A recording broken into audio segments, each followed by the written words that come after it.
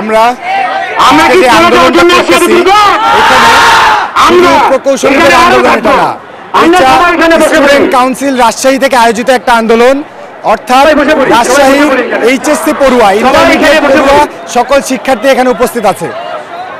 এখানে আপনারা যাদেরকে দেখতেছেন, এই এইচএসসির কারা কারা আছো? থাকবে এখানে এইচএসসি পড়ুয়া শিক্ষার্থীরা আমাদের সাথে উপস্থিত আছে এবং রুয়েটের আমরা যারা প্রকৌশলী অধিকার আন্দোলনের সাথে যুক্ত আছি, রুয়েটের স্টুডেন্টরাও এখানে উপস্থিত আছে।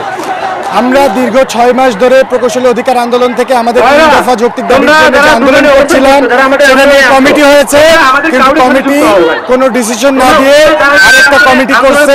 কমিটির নামে খালি টালবাহানা হচ্ছে, কিন্তু কোনো ডিসিশন আসতেছে না। এবং ডিপ্লোমাদের যে 7 দফা দাবি, যেখানে তারা ওয়ান চ্যানেল এডুকেশন বাস্তবায়ন করার দাবি দিয়েছে, যেখানে তারা বিশ্ববিদ্যালয়গুলোতে ভর্তির জন্য কোটা চেয়েছে, সেইগুলোর বিরুদ্ধে সারা রাজশাহীর সকল এইচএসসি পড়ুয়া শিক্ষার্থীরা সোচ্চার হয়ে তারা এটার বিষয়ে সচেতন হয়ে আজকে আমাদের সাথে এই আন্দোলনে যোগদান করেছে। আপনারা পিছনে দেখতে পাচ্ছেন, এই আন্দোলনে এইচএসসির সকল শিক্ষার্থীরা একাত্মতা পোষণ করেছে।